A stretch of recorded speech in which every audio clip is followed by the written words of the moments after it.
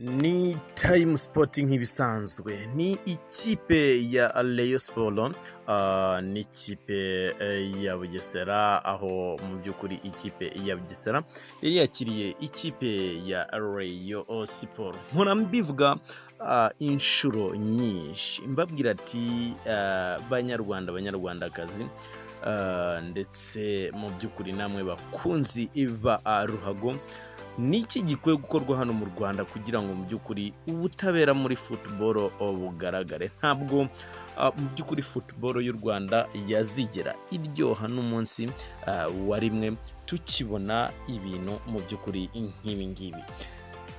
Reba iyi penalty ku nshuro ya mbere, ikipe ya Rayon Sport yabanje gutekamo igitego, mu by'ukuri babanza kucyanga, bavuga ko iyo kipe hari habanje kubaho amakosa.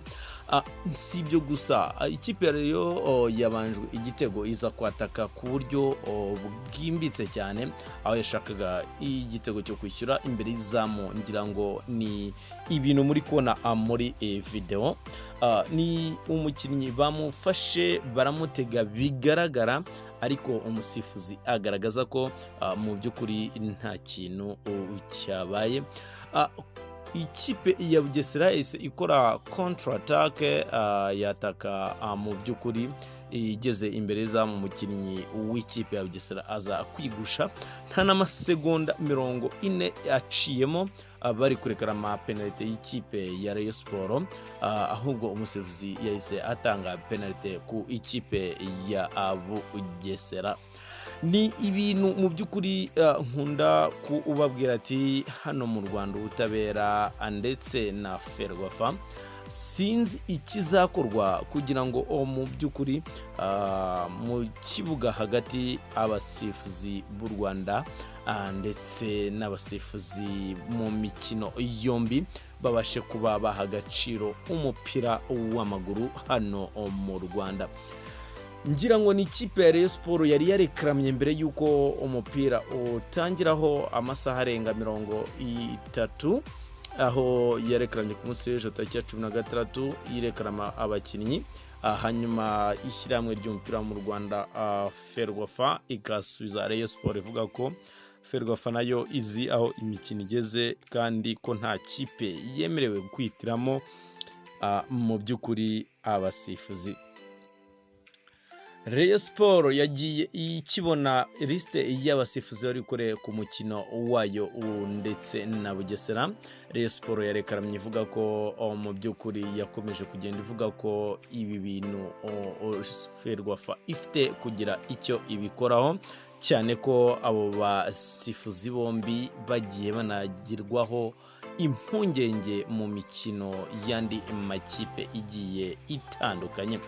Ariko mu by'ukuri ngira ngo nawe urareba uritegereza iyi penalty bimye Rayon Sport, mu by'ukuri ni penalty navuga ngo y'urucabana, cyane ko n'umwana ukiri muto abona ko ari ikosa rikomeye, ari penalty.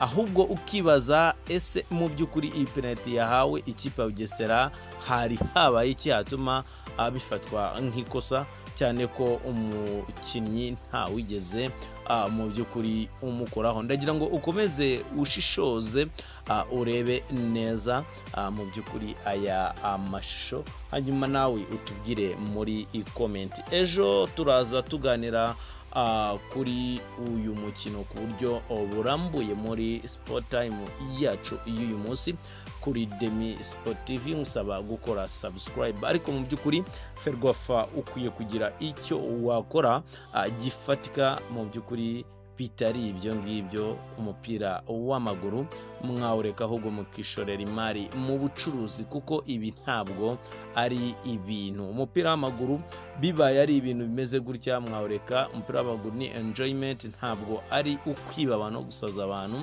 Mu by'ukuri nahoze ndeba ku kibuga Bugesera abantu benshi baguye muri koma kubera kwibwa ku ikipe ya Rayon Sport. Bamwe mu bafana ba Rayon Sport baguye igihumure kubera agahinda n'umubabaro. Rero ibi byose bibaho mu by'ukuri, yaba Ferwafa, football, volleyball ndetse n'indi mikino itandukanye. Ni imikino ikorerwa cyangwa se ishyirirwaho kwishima kw'abaturage ndetse n'abaturarwanda muri rusange. Ntabwo rero ari umukino mu by'ukuri wo kuza kubabaza no kwiba abantu mu buryo bugaragara. Ni match mu by'ukuri yabonetsemo ibintu byinshi bigiye bitandukanye, tuzagarukaho ku buryo burambuye ku munsi w'ejo. Usaba gukora subscribe kugira tujye turushaho kubana kuri Demi Sport TV muri Sport Time. Ndabashimiye, ciao ciao. Mutubwire muri comment ese mwebwe murabona byari kuba bimeze bite.